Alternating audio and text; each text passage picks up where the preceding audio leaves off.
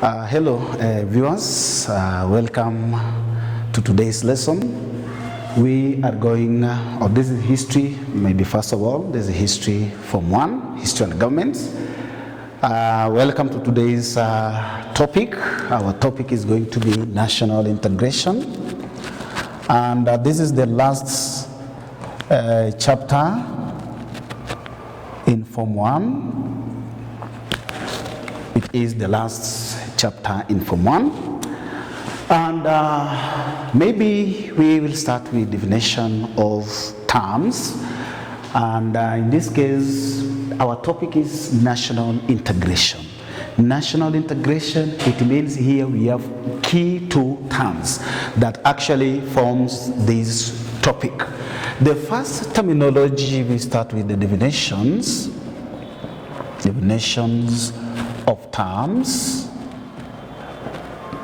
So if we are to start with our terms, the term number one here we have national.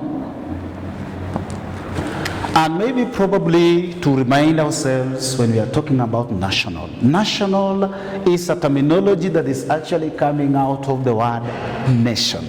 When we are talking about a nation, we are referring to a group of people, a group of communities that share common maybe system of governance, that share a culture, that share a language, and all of them are found within a particular territory. For example, Kenya is a country. We have different people with different, cultures, with different, languages, with different races. But at the end of the day, all these people are within one territory, are managed by one government, and therefore that one makes it a nation.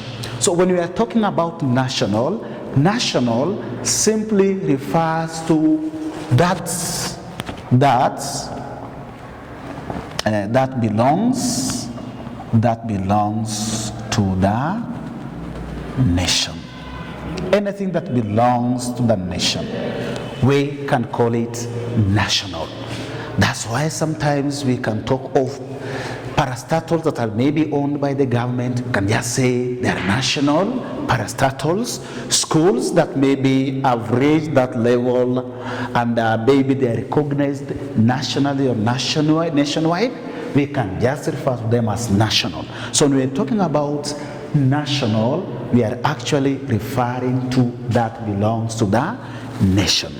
And therefore now that one opens room for us to look at the second terminology, and this one is integration.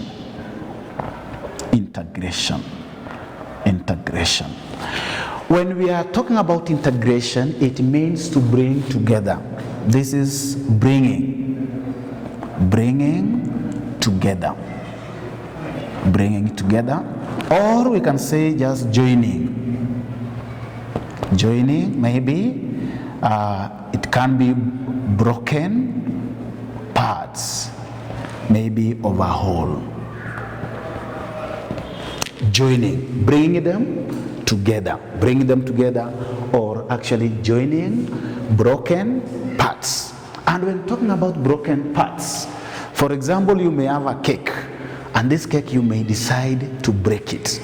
And if you want again to make it as a whole, then definitely it means you will have to bring or join all those pieces together. So that's what's actually, or that's the meaning of integration.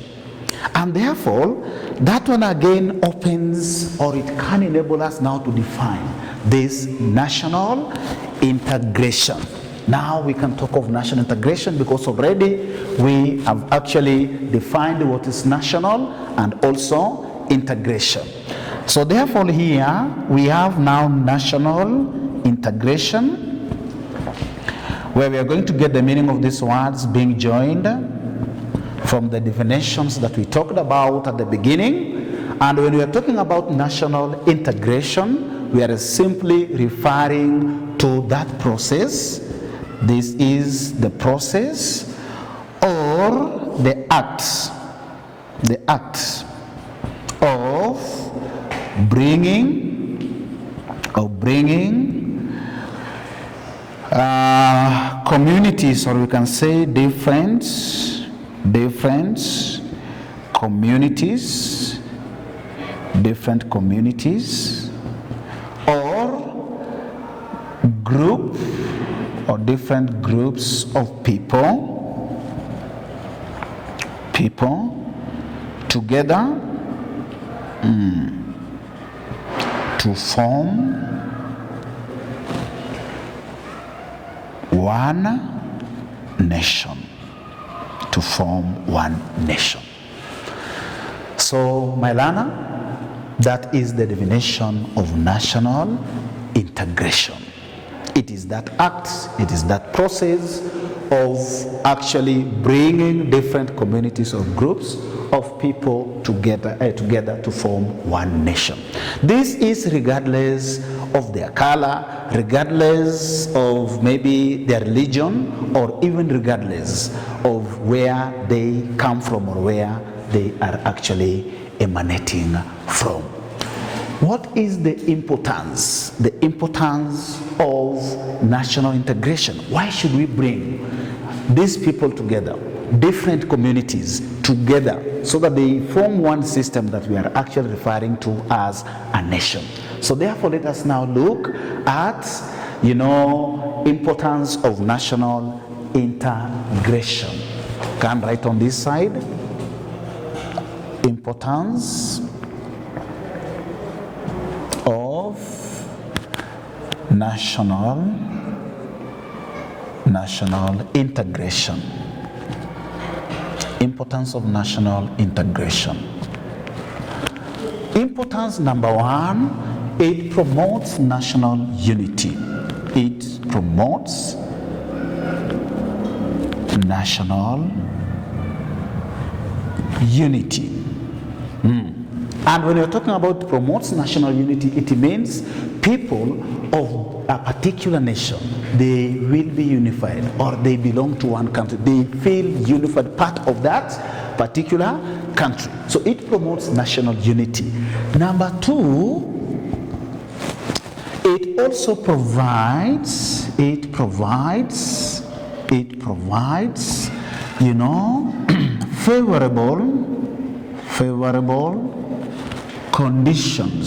favorable conditions for economic investment. It provides favorable conditions for economic investment. When there is peaceful coexistence, automatically we will have investors coming in. They can be local investors or international investors. They will come in. No investor would like to come and invest in a place or in a war-torn place where at the end of the day is likely to lose everything that he or she had invested. So it provides the favorable conditions for economic investments. And then importance number three, we can also say that it reduces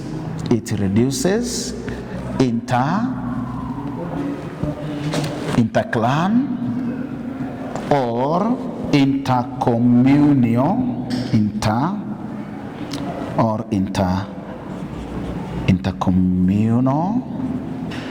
conflicts and reduces tension and suspicion.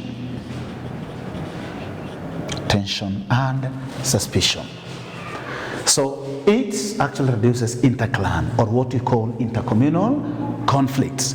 And once we do away with interclan or intercommunal conflicts, it also reduces what we refer to as tension and suspicion. People will be living, with a lot of peaceful coexistence and without any suspicion that maybe my neighbor, based on his race, based on his tribe, is going to attack me in one way or the other. And then maybe lastly, we can also say it actually helps. Last importance, we can say that it helps the country to develop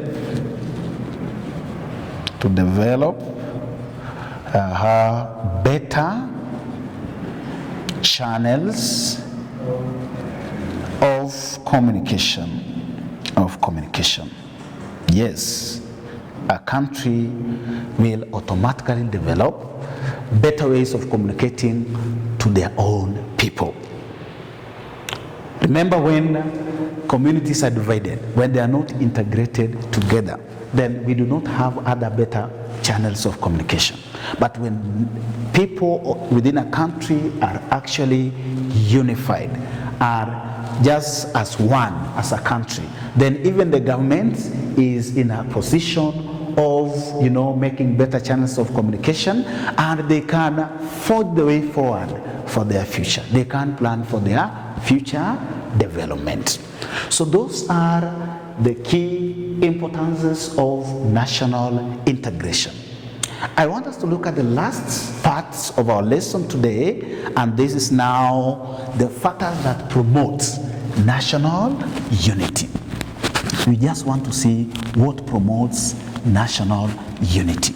Remember, we have two parts: the factors that are promoting national unity, and we also have those that limit national unity. So we want to look at the factors that promote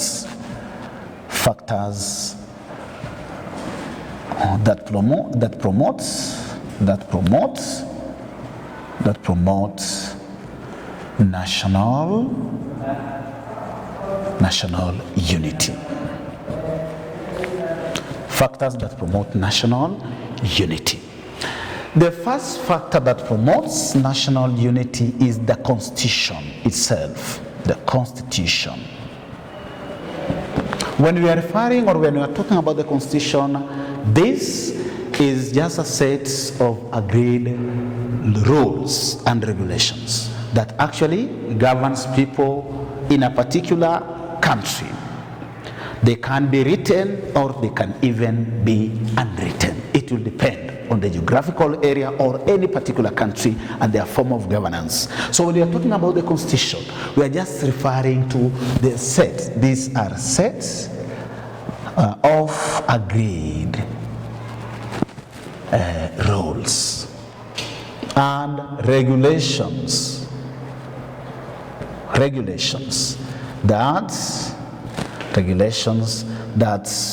These are sets of agreed rules and regulations that are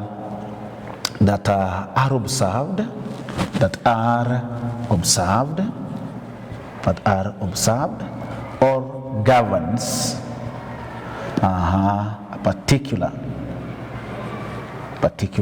nation or country. How does the Constitution, now this set of agreed, rules and regulations that can be maybe in a documented way, that's in written or unwritten, how do they promote national unity? So this one is through where we can just say that all citizens are protected by the Bill of Rights in the Constitution. Yes, each and every individual in a country is protected in the Constitution. We have the Bill of Rights that spells out all the rights, how each and every individual is supposed to be treated in a country. And then the second one that is really related to a Constitution, the second factor is what we call one government. One government. People within a nation or a country are usually under one system of governance. And the people in this particular country, the citizens of this country or nation or one nation, they usually participate in putting a uniform government in place. And this one usually happens through free and fair elections, which are usually conducted, it will depend with the country, but majority of the countries may be conducted after 4 years, after every 5 years. So we have one government, and each and every individual or person in a country must respect that particular government. So when we are talking about one government, all citizens of a nation participate in putting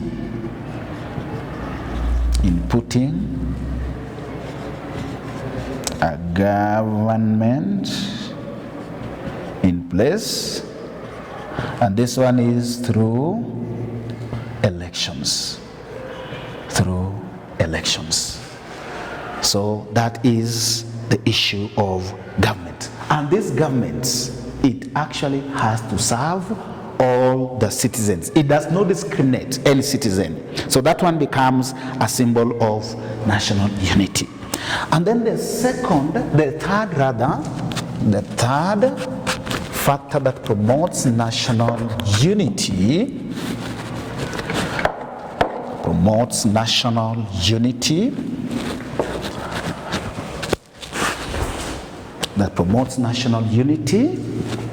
that is number 3. We have the presidency.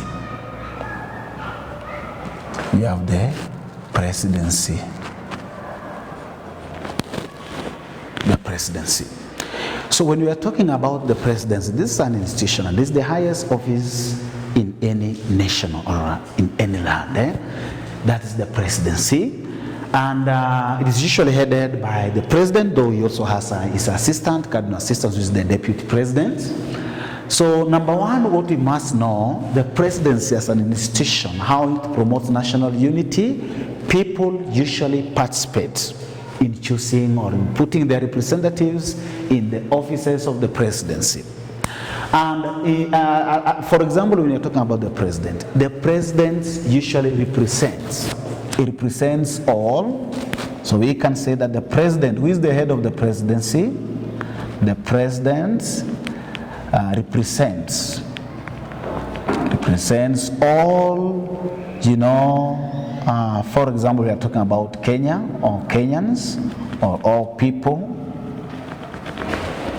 in a country,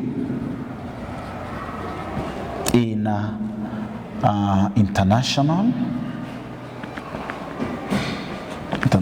and even local level. So it's a symbol. It becomes a symbol of unity. Because when there is a president of Kenya, we do not have another, for example, president. When we talk about president of maybe United States of America, he's one. When he is seen, he's actually representing the United States of America.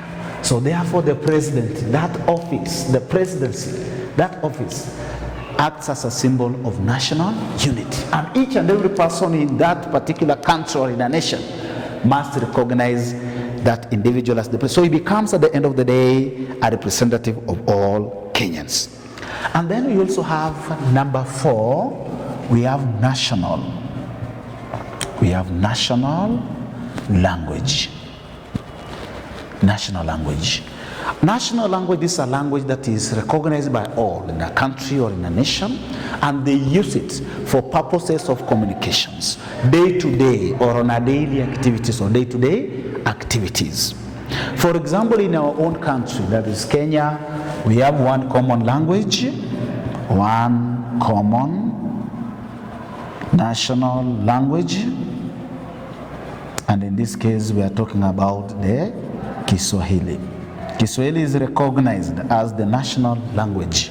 We use it, or is used by all Kenyans from all the spheres. They can use it in communications or in their any day-to-day activities, when maybe they are in their businesses, when they are farming, when they are fishing or doing another activity. So that's a national language. Though Kiswahili is recognized by the new constitution as both national language and also an official language. So having Kiswahili as a national language, it unifies us together. That's why even in school, apart from being official, we teach Swahili. We use it for communication at all levels. So national language, for example, we have Kiswahili, which is one common language, and even other nations have or have done so. So therefore, it promotes or brings that national, unity, or it promotes national unity. And then we also have education. Education is another one. So when we are talking about education, we are actually, looking at the system of education in a country. We know very well at independence or before independence, the African child was discriminated by the colonial government, was segregated, could not be allowed even to study under one system. Africans could learn in different, shoddy sort of institutions. Asians on their different own. And the whites had their own special institutions. And that's why immediately after independence, we had so many education commissions. Among them, the likes of Minda Commission, the Gashati commissions. All these commissions recommended that all Kenyans, for instance here, must be given equal opportunities to access education. There could be no discrimination. That's why we have a uniform learning system. Education is for all. We have a uniform learning, we have a uniform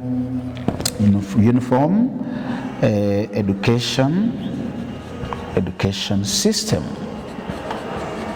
For example, in Kenya, we mainly use 844.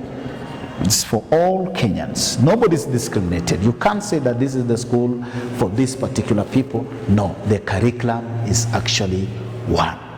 The distribution of teachers by the government is done on an equal basis. So education can be used. Where we have one curriculum, just using one education system, the syllabus even is formulated by the KICD, or the Kenya Institute of Curriculum Development. So through education, it also promotes that national unity.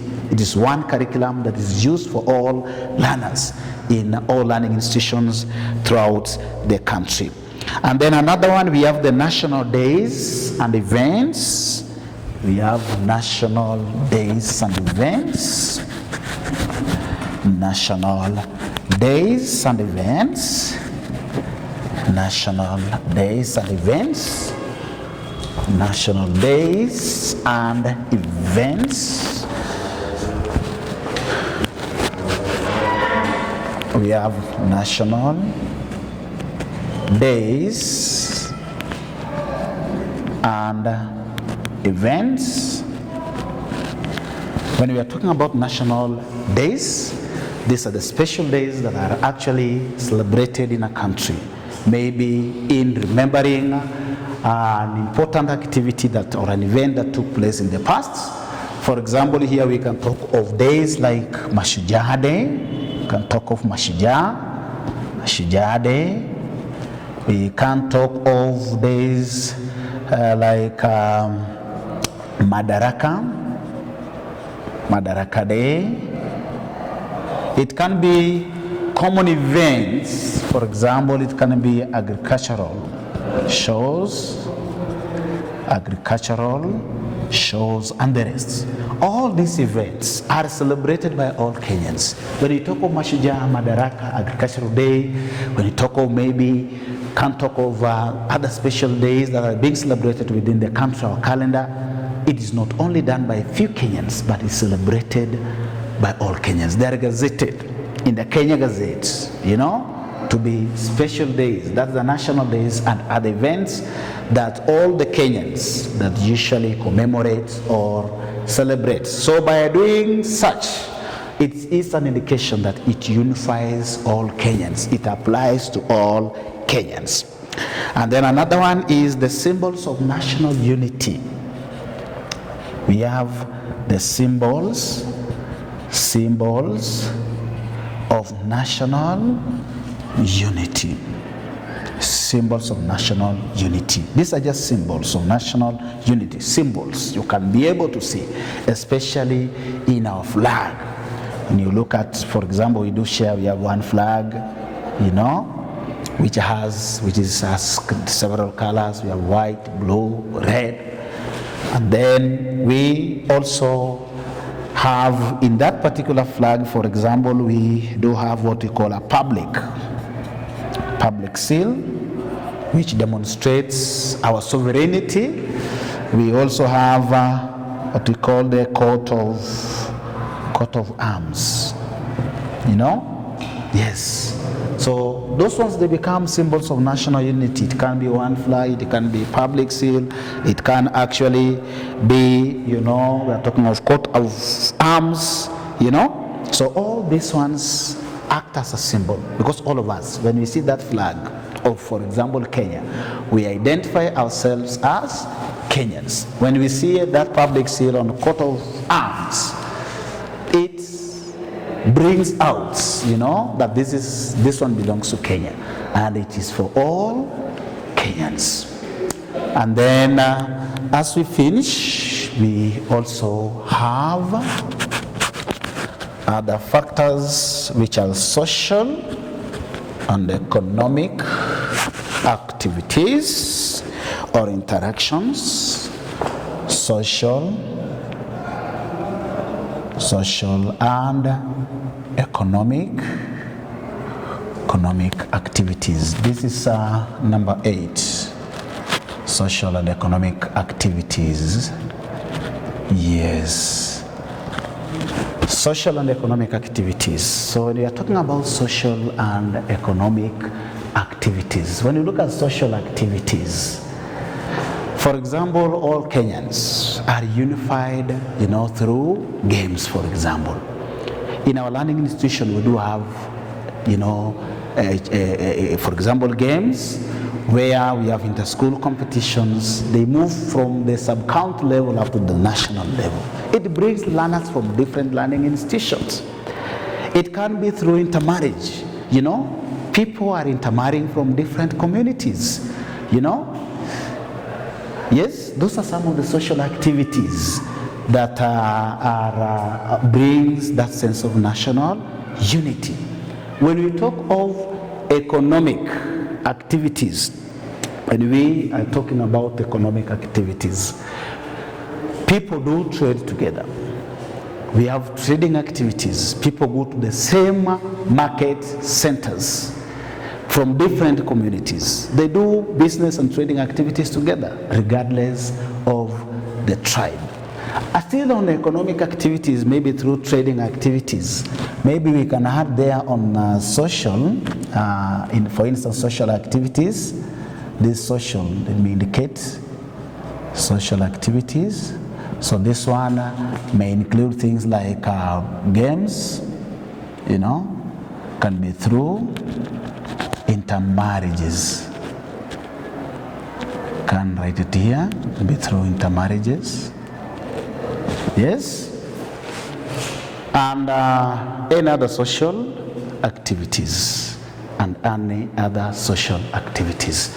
And then we also have the economic activities. Economic activities. Economic activities. So with the economic activities, this one can be mainly trading together as Kenyans. It can be, for example, through farming, and farming here can be fishing, or what we call livestock rearing. We have the livestock rearing. These are some of the economic activities that actually enables. And under these economic activities, remember during the trading, for example, trading activities, there is what we call as currency. We are just using one currency. And then another factor that promotes national unity, we also have, fair distribution of resources. Fair or equal distribution of resources. Distribution of resources. Fair or equal distribution of resources. When we are talking about fair or equal distribution of resources, we mean as a country, as one nation. When we look at maybe the national resources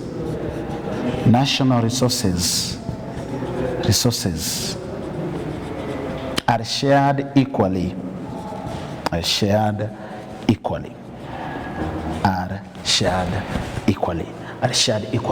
And when you're talking about shared equally, it can be in terms of money that is collected by the Kenya Revenue Authorities, distributed to all counties in a formula that is acceptable to all, so that to reduce this issue of the conflicts. So I think those are the factors, those are the key factors that promote the national unity. And my learners and my viewers, I want to thank you so much. Until next time, when we shall look at factors that limit national unity. Thank you so much.